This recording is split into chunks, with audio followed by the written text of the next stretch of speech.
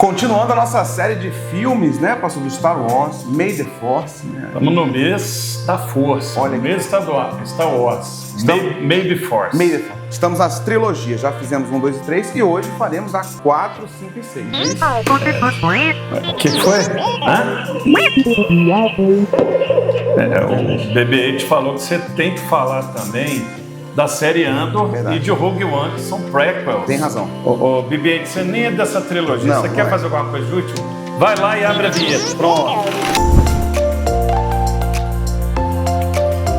Muito bem, já despachamos o BB-8. Verdade. Vamos ao que interessa. Então, como o BB-8 lembrou, existe uma série, mas existem várias séries, filmes, jogos de videogame, livros. A gente quer destacar a série porque, se você está assistindo no lançamento desse vídeo, nessa semana teve o encerramento da segunda e última temporada de Andor. Para quem não sabe, Andor é uma série da Disney Plus. Ela tem 2 temporadas de 12 episódios e na última terça-feira, na semana em que esse programa está sendo lançado, saíram os 3 últimos episódios da série.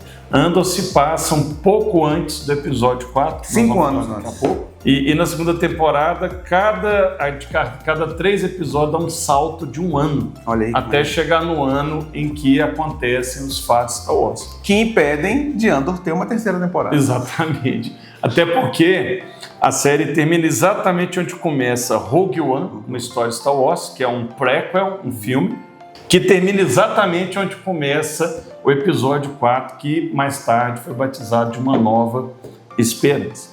A gente sabe que Star Wars acertou muito, mas errou bastante também. Muito. Todavia, Andor e Rogue One são 2 obras-primas. Eu diria que depois que a Disney adquiriu os direitos de Star Wars, considerando só esse trecho, não tem nada melhor que essas 2 produções. Eu diria que Andor é melhor do que Rogue One. Né? Melhor que Mandaloriano. Eu acho melhor. Vou te explicar por quê. É o que eu estava falando com minha esposa, enquanto eu estava assistindo, que ela não gosta muito de Star Wars, mas ela gostou do Andor. Por quê?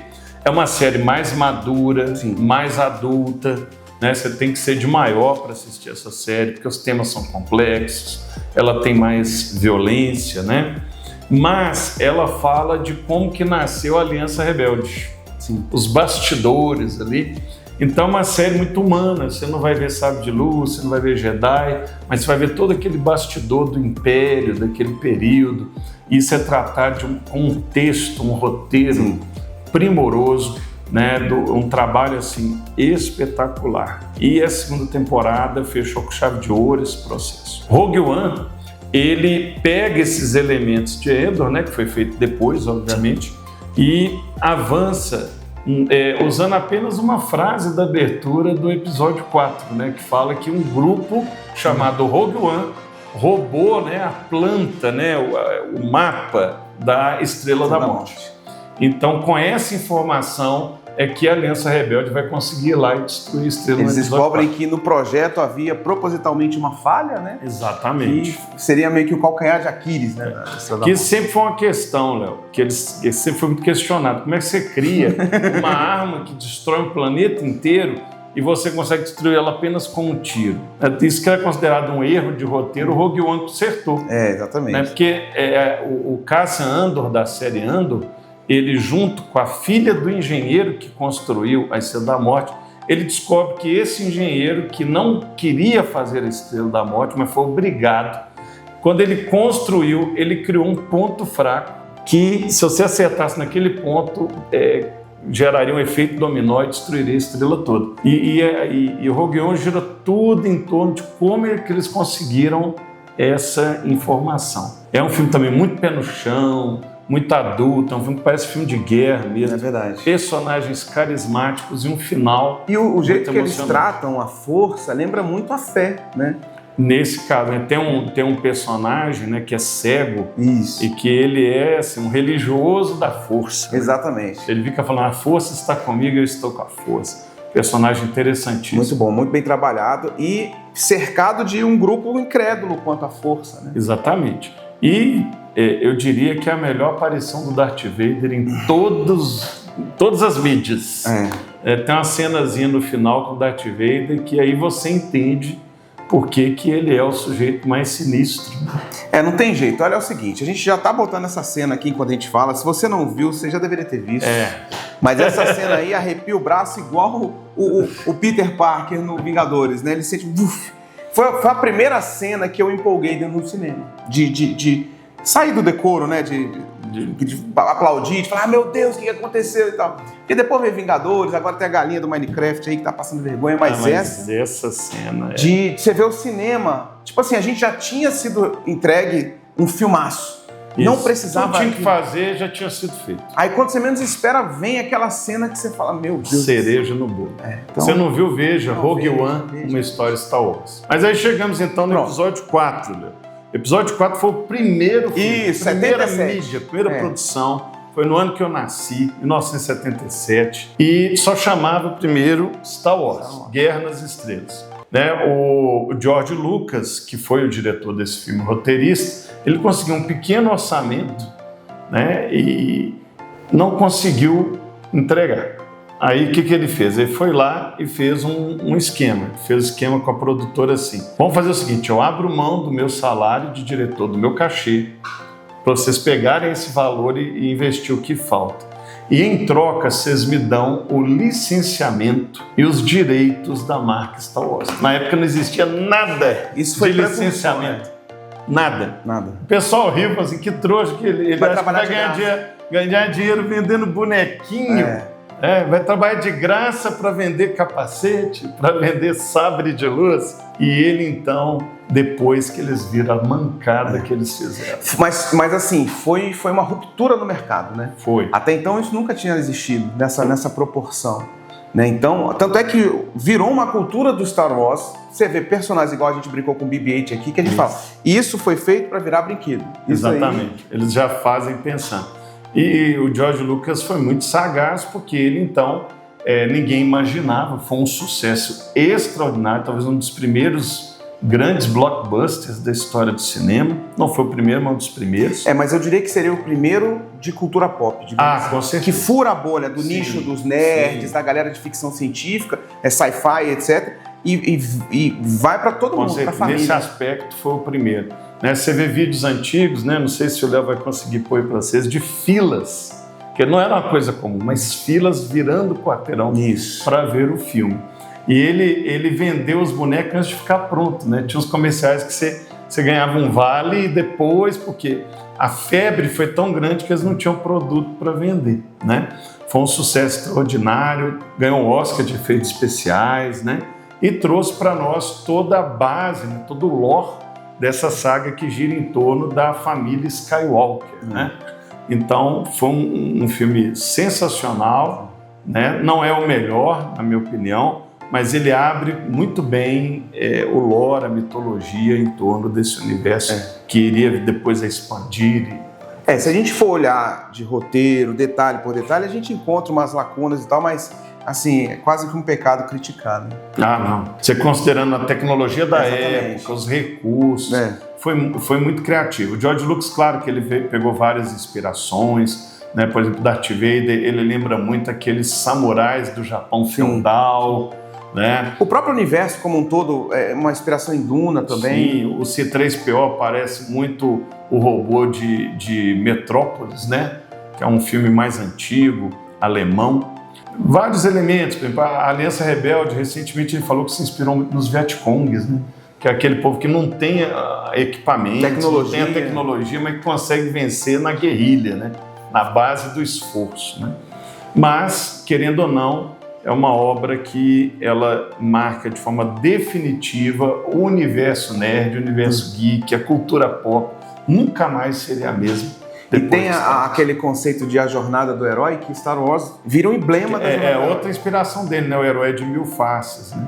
Porque aí tem o herói, que é o Luke, tem o Obi-Wan, que é o mentor, tem o Darth Vader, que é o grande vilão, a princesa Leia, que é a princesa, o próprio Yoda também é o sábio, o Luke, ele rejeita o chamado dele inicialmente, aquela coisa toda. Depois tem todos os passos, né, do livro lá, O Herói de Mil Faces. Quando você vê o filme, você fala, pronto, então não tinha como dar errado naquela época, né? Foi um desafio precursor. E ele também, então, estabelece esse conceito que não era tão forte, que é o conceito da trilogia. Ah, é verdade. Não tinha. É outra coisa que não tinha. Só assim, o Poderoso Chefão é mais antigo, mas o terceiro filme foi depois da trilogia Star Wars.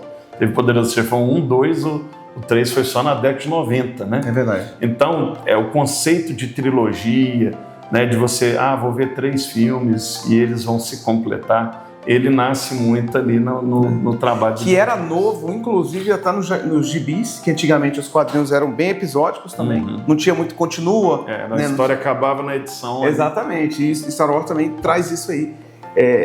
E aí vem o episódio 5, né?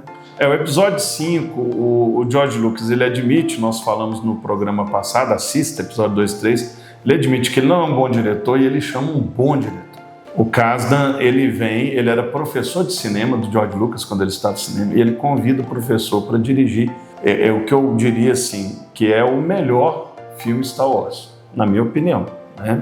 Que é O Império Contra-Ataca. Não, mas eu acho que isso aí Ele constrói, além do conceito de trilogia, perdão. Olha, é crente. Trilogia, daqui a pouco nós vamos falar. Além do conceito de trilogia, ele cria o conceito do filme do meio. Né? Quem viu, por exemplo, Guerra Infinita, dos Vingadores, que é aquele filme que tem um final agridoce, meio amargo. Eu preciso ver outro filme. Não pode acabar aqui. Não pode acabar aqui, daquele vazio, né? O Senhor dos Anéis, As Duas Torres, isso termina também. da mesma forma. Meu Deus do céu. O que vai acontecer? Tá todo mundo separado, tá tudo dando errado, o que vai acontecer? Então, você tem esse filme que traz o momento em que o Império se dá bem. E ali, mais do que no primeiro filme, você tem a construção do personagem Darth Vader. Né? Eu acredito que quando o George Lucas fez o primeiro filme, ele não sabia se ia ter outros. Então ele foca no Darth Vader como grande vilão. No segundo filme, ele traz, então, com força, e ele resgata essa figura nas remasterizações, que é o Imperador. O Imperador não aparece aqui com tanta força no Uma Nova Esperança, e ele vem aparecer. Por quê? Porque se eu quero construir a redenção do Darth Vader, eu preciso de um vilão pior do que o Darth Vader. Tem que aumentar o nível de perigo. Tem que aumentar o nível de risco.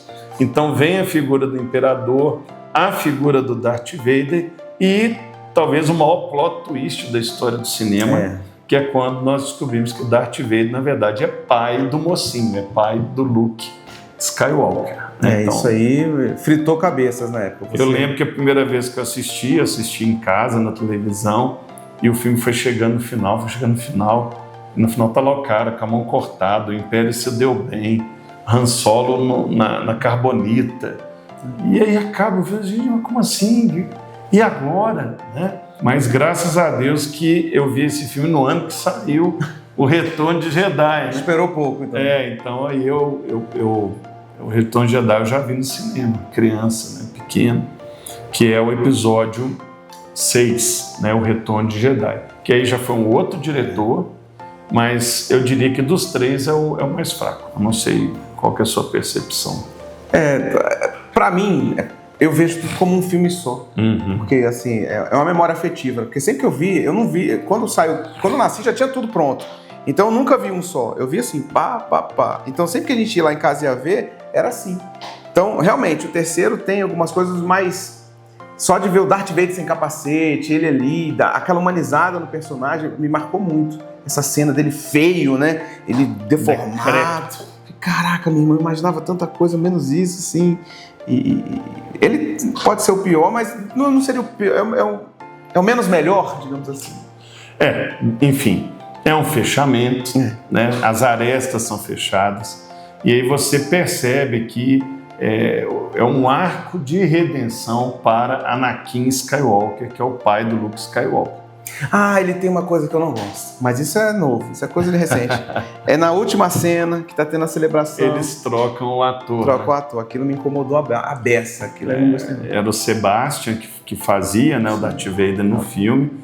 Inclusive, quem fazia o dublê de corpo do Darth Vader não era ele, era o David Prowse. Isso, exatamente. Que ficou assim muito magoado de perceber que na hora que tirou a máscara não era ele, né? Tem até um documentário, não sei se está na Netflix, que chama, esqueci o nome do documentário, É um documentário que conta a história do David Prowse, assim, como que eles vão investigar a vida dele, como que impactou na vida dele o fato dele ter feito Darth Vader nos 3 filmes, mas na hora de tirar a máscara eles escolheram outro ator, né? Porque ele não dava a voz era do John Earl Jones. Que voz, né?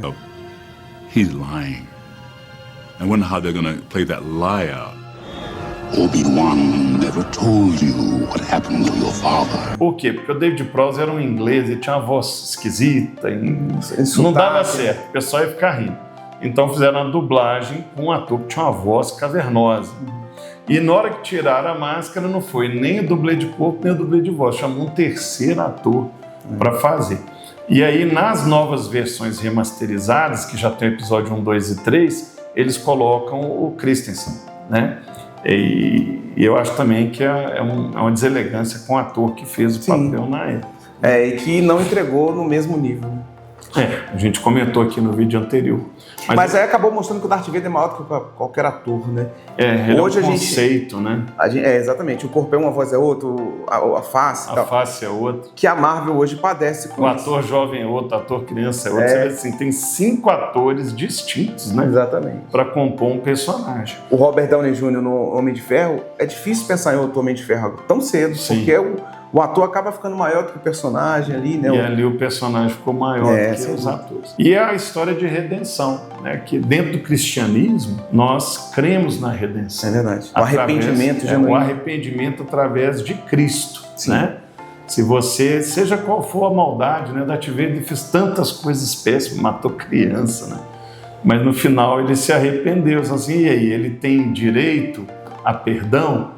Se nós genuinamente nos arrependermos, reconhecermos que Cristo foi lá e morreu no nosso lugar, Deus, ele esquece do passado. Né? Até porque se você pensar em falhas, todos nós cometemos. Inclusive o herói Luke. Que a partir do momento que ele destrói a Estrela da Morte, quantas pessoas morreram ali? Pois é. E tinham pessoas que estavam ali obrigadas, né? Tinha um soldador. Que ela é toda de ferro, né? Toda hora tinha que soldar. Então tinha a galera da manutenção que era meio que refém daquilo. Igual o cientista que fez a Estrela da Morte. Exatamente. Então, falha, se a gente for julgar o outro, a gente tem que ser perfeito, ninguém é. Agora, você, não importa o quão mal você possa ter feito, se você se arrepender em Cristo, é como se você tivesse uma nova esperança, né? É verdade. É isso aí. E o que tudo envolve ali, que as pessoas falam, não, isso aconteceu graças à força, a força está com você, e etc. É o que a gente crê na Bíblia, que é a graça, né?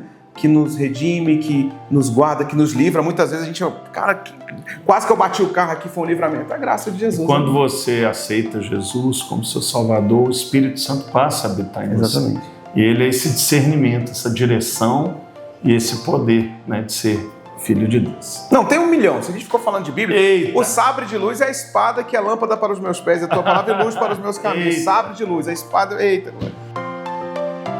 curta o vídeo, se inscreva no canal e compartilha com o máximo de pessoas que você puder. E claro, nos comentários coloca aqui qual o filme dessa trilogia 4, 5, 6 você mais gosta, qual foi a cena que mais te marcou. Grande abraço. Tchau.